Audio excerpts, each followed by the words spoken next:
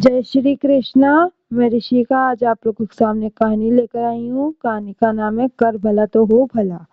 जब रावण ने जटायु के दोनों पंख काट डाले तब काल उसको लेने आया, और जैसे ही काल आया गिद्धराज जटायु ने मौत को ललकार कहा, खबरदार ए मृत्यु, आगे बढ़ने की कोशिश मत करना। मैं मृत्यु को स्वीकार तो करूंगा, लेकिन तू मुझे तब तक नहीं छू सकती जब तक मैं सीता जी की सुधि प्रभु श्री राम को नहीं सुना देता।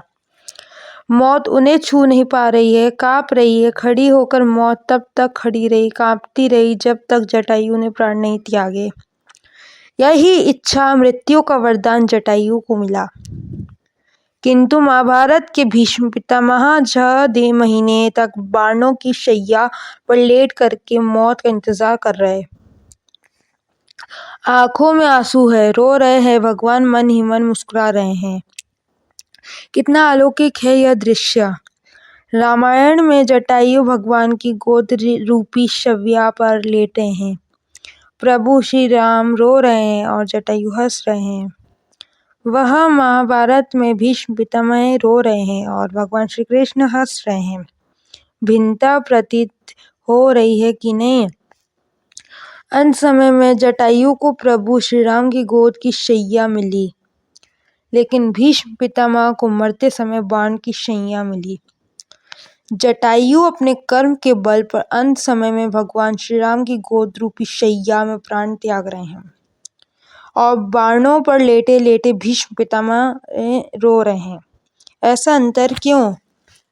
ऐसा अंतर इसलिए है कि भरे दरबार में भीष्म पितामह ने द्रौपदी की इज्जत को लूटते हुए देखा था, वह विरोध नहीं कर पा रहे थे।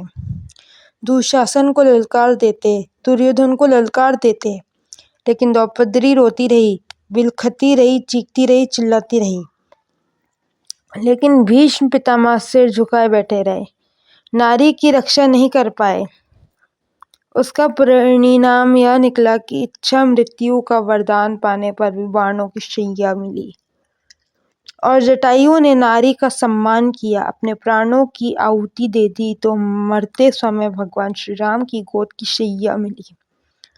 जो दूसरों के साथ गलत होते देखकर भी आंखें मूंद लेते हैं, उनकी गति भीष्म जैसी होती है। और जो अपना परिणाम जानते हुए भी औरों के लिए संघर्ष करते हैं, उसका महात्मा जटायु जैसे कीर्तिवान होता है। इसलिए कहते हैं कि भला हो तो भला। सदैव प्रसन्न रहिए, जो प्राप्त है वही पर्याप्त है। धन्यवाद, धन्यवाद, धन्यवाद। जय हो, सदा विजय हो।